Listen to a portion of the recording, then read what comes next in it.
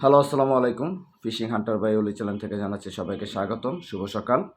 আজকে আপনাদের মাঝে একটা ছাতুর রেসিপি নিয়ে আসবো। একদম সিম্পল একটা ছাতু, যে ছাতু দিয়ে আপনারা 100% কাতল, রুই, মৃগেল এগুলো হিট করতে পারবেন। 100% না, 99%, 100% আমাদের মুসলমানের ক্ষেত্রে এটা বলা উচিত না। আর অবশ্যই আপনাদের কাছে একটা রিকোয়েস্ট থাকবে, আমার চ্যানেলটা সাবস্ক্রাইব করবেন, বেশি বেশি কমেন্ট করবেন, শেয়ার করে দিবেন যতটুকু যার থেকে সম্ভব। আসে মূল আলোচনা চলে যাই। ছাতু মূলত ২ প্রকার হয়। একটা হচ্ছে ঝুরা ছাতু, একটা হচ্ছে ফোম ছাতু। মূলত ফোম ছাতুটা আমরা ব্যবহার করি হচ্ছে নদীতে। ওটার সাথে আপনার একটু যেমন পচা ফ্লেভার থাকে। যেমন লাইক আপনার ধরেন পনির পচা, নারকেল পচা, ডিম পচা, আদার্স আরও অনেক কিছু, অনেকে অনেক কিছু অ্যাড করে। বাট আমি মনে করি না এত কিছু অ্যাড করা লাগে। মাছ যখন যেটা খাওয়ার সেটা এমনিতেই খাবে। আরেকটা বিষয় হচ্ছে ঝুরা ছাতু। আজকে আমি যেই টিপসটা আপনাকে দিব সেটা হচ্ছে ঝুরা মিষ্টি ছাতু।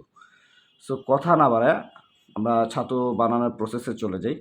তবে পুকুরে পচা ছাতু আমি মনে করি না খেলাটাই ভালো। কারণ সেক্ষেত্রে পয়েন্ট জ্বলে যেতে পারে। পুকুরে সবসময় ঝুরা ছাতু, মিষ্টি ছাতু খেলাটা আমি মনে করি শ্রেয়। আপনার জন্য বেস্ট। পয়েন্ট জ্বলবে না। আপনি যত আপনার পয়েন্টে যত লাড্ডুই খেলেন না কেন, মিষ্টি লাড্ডু বা ঝুরা লাড্ডু খেলেন, আপনার পয়েন্ট কখনোই জ্বলবে না যদি আপনার চার ভালো থাকে। অবশ্যই আপনি যেখানে যাবেন চারটা ভালো নেওয়ার চেষ্টা করবেন। আর পুকুরের ক্ষেত্রে হিসাবটা ভিন্ন। দেখা গেছে ফোম ছাতু করলেন, ওটার সাথে পচা-টচা মিক্স করে, ভালো করে ওটার সাথে আবার ছাতুর সাথে রুটি, পাউরুটি ভালো করে গুঁড়ো করে যেন টোপটা ধরে রাখতে পারে। এটা নদীর ক্ষেত্রে যেন টোপটা ধরে রাখতে পারে, সেক্ষেত্রে আপনি ওটার সাথে একটু পাউরুটি অ্যাড করতে পারেন। যেমন ধরেন আপনি ৪ ভাগের ১.৫ ভাগ আপনি ছাতু দিলেন, বাকিটা আপনি পাউরুটি গুঁড়া দিলেন। আর সাথে শিমুল তুড়া দিলেন। শিমুল তুড়া আপনার চয়েস, না দিলেও চলে।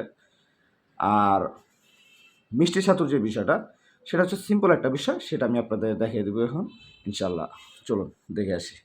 এখানে আমরা সম্পূর্ণ ছাতুটা ঢেলে দিয়েছি ১ কেজি পরিমাণ, ১ কেজিতে একটু কম আছে। সো আমি এখানে যেটা দিয়েছি সেটা বলছি আপনাকে।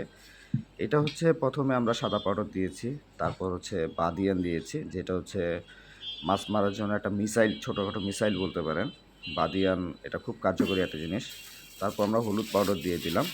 যেহেতু আমি ফার্স্টেই বলেছি যে আমরা মিষ্টি ছাতু খেলবো, পচা ছাতু খেলবো না, সেক্ষেত্রে ২টাও মিষ্টি দিয়েছি, সাথে মধু দিলাম।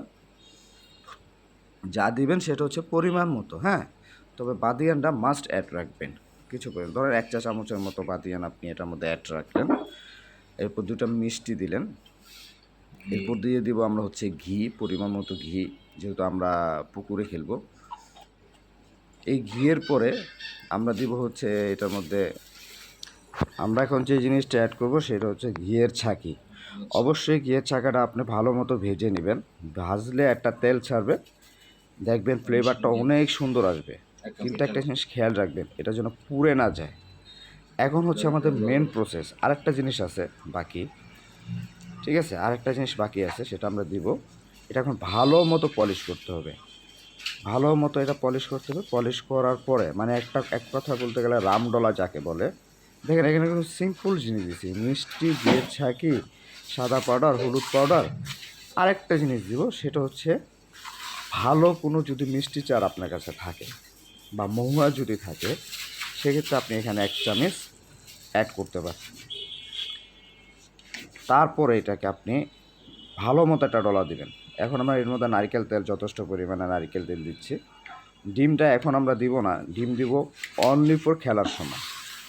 আমার একটা লাড্ডু বানানোর জন্য যতটুকু ডিম দরকার, আমি ততটুকু ডিম নিয়ে একটা লাড্ডু তৈরি করব। বাট এখন কোনো ডিম এখানে অ্যাড হবে না।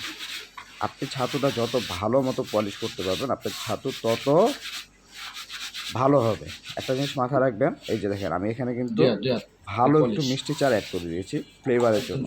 যেহেতু আমরা চার দিয়ে মাছ আনি চারের ফ্লেভারে, তো এখানে চার দেওয়াটা কোনো ঝামেলা হবে না। আরও আমি মনে করি প্লাস পয়েন্ট, যেটা আমি নিজে পরীক্ষিত। আপনারা এখানে ভালো মতো ছাতুটা ডলবেন। তার ডলার কারণ হচ্ছে যত ডলবেন যত মিহি হবে, আপনি যখন পয়েন্টের লাড্ডু খেলবেন লাড্ডুটা দ্রুত ফাটবে।